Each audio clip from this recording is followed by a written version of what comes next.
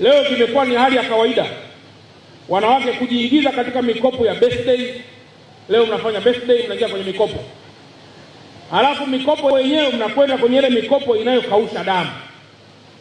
Sasa wakati wa kukopa mikopo ile sio kausha damu, lakini wakati wa kurejesha mnapiga kelele kwamba mkuu wa mkoa tusaidie, mikopo hii ni ya kausha damu.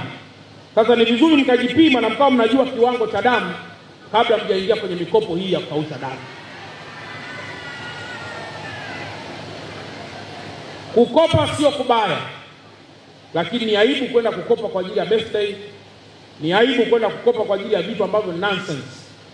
Nendeni mkakope fedha na mjiimarishe kiuchumi, na ndio maana leo tuna majukwaa hapa ya uwezeshaji wa wanawake kiuchumi, lakini zaidi pia tuna kwenye halmashauri tuna vikundi mbalimbali vinavyokopesha mikopo kwa ajili ya makundi maalum, hasa wanawake, lakini sio mikopo kwa ajili ya mambo haya kama birthday. Haya ni sio mambo mazuri. Lakini jambo jingine pia, sisi wanaume wote na wanawake wote tuliozaliwa na wanawake, tunapobarikiwa kuwa na maisha mazuri, hebu tujitahidi sana kubadilisha hadhi ya mama zetu. Leo hapa mjini hapa Dar es Salaam hapa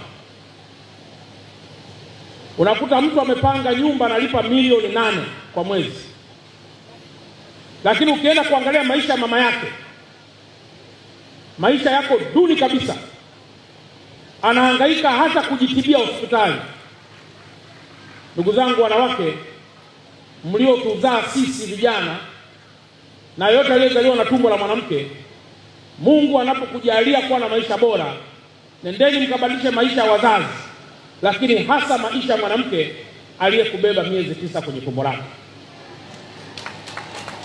Lakini jambo jingine, ndugu zangu wanawake, kumekuwa kuna wimbi kubwa sana la kuigana katika maisha yetu, na hasa hapa mjini. Kwa kuwa fulani amenunua gari hii, lazima mimi nihangaike ninunue gari hii. Sasa tumepata wimbi pia kubwa la wanawake wachache wanaingia kuwa hata matapeli kwa sababu ya kung'ang'ania maisha ambayo sio ya kwako. Naomba niwaeleze wanawake kwamba ninyi ni taswira ya taifa letu. Tunaombeni sana, fanyeni kitu kulingana na uwezo ulionao sasa.